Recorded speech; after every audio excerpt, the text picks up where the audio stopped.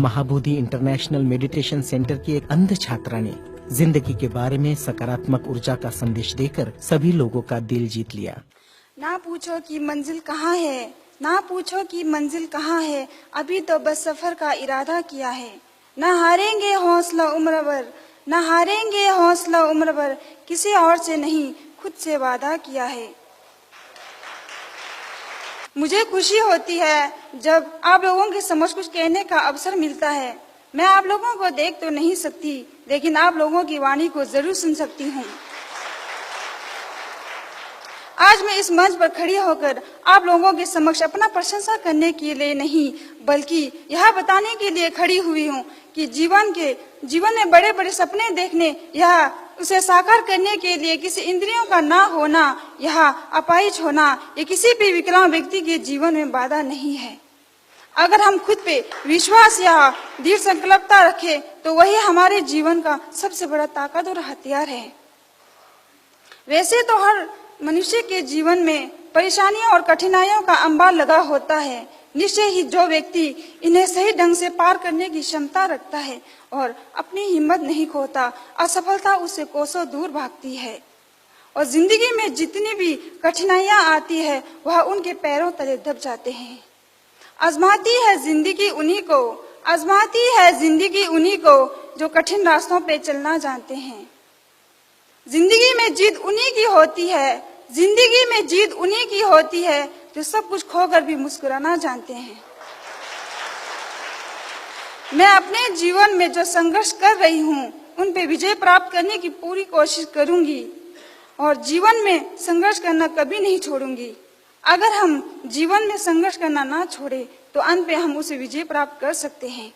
मैंने अपने जीवन में यह सीखा है, आंखों की रोशनी ना होना ये किसी भी दृष्टिहीन व्यक्ति के जीवन में बाधा नहीं, बल्कि ये हमारे लिए एक चुनौती है। इस चुनौती का सामना करते हुए आज मैं इस मंच पर खड़ी होकर आप लोगों के समक्ष कुछ कहने की योग्य बनी हूँ। मुश्किलों से भाग जाना आसान होता है, हर पहलू जिंदगी का इम्तिहान होता है।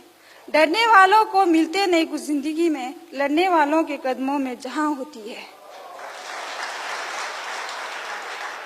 मैं अपना नाता हर उस इंसान से मानती हूँ जिनके दिल में आगे बढ़ने की चाह है, जिनके हाथ छीनने के लिए नहीं बल्कि किसी के सहायता के लिए उठते हैं, जिनके दिलों में नफरत वैर विरोध नहीं बल्कि कुछ अच्छा कर दिखाने की चाह होती है।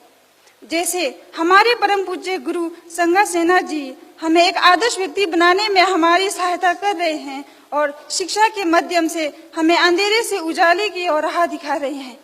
उसी प्रकार आज के इस शुभ अवसर पर मैं आप सभी से यह निवेदन करती हूँ, अगर आप किसी विकलांग या कमजोर बच्चे पर दया या करुणा दिखाना चाहते हो तो उन्हें 2 वक्त की रोटी या 2 पैसे देकर ना छोड़े, बल्कि उन्हें शिक्षा प्राप्त करने की ओर राह दिखाइए।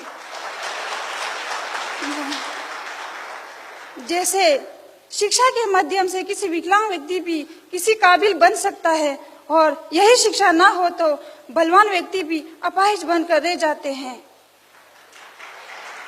मैं अपने आप को उन खुशकिस्मत लोगों में से मानती हूँ जिन्हें सिर्फ शिक्षा ही नहीं बल्कि गुरुजी जैसे लोगों का मार्गदर्शन करने का अनोखा ज्ञान मिला है।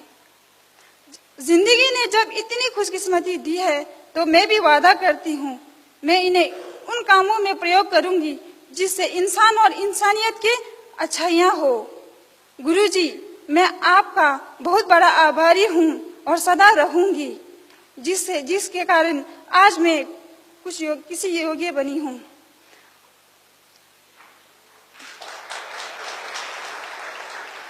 So once again, thank you for giving me this golden opportunity. Thank you so much. मैं आप सबको बताना चाहती हूँ कि छुनजिन अंगमो जो हमारे स्कूल के स्टूडेंट हैं महाबोधि लद्दाख महाबोधि स्कूल में, इन्होंने वहाँ से स्टडी कंप्लीट करके अभी ये चंडीगढ़ 22 सेक्टर में हायर सेकेंडरी स्कूल में पढ़ाई कर रही हैं। इनके क्लास में अराउंड 70 स्टूडेंट्स हैं जिनमें सिर्फ यही एक नेत्रहीन बच्ची है। लेकिन मुझे ये कहते हुए बहुत गर्व महसूस हो रहा है कि उन 70 बच्चों में से टॉप पोजीशन पे फर्स्ट पोजीशन हर साल यही लेती आ रही है।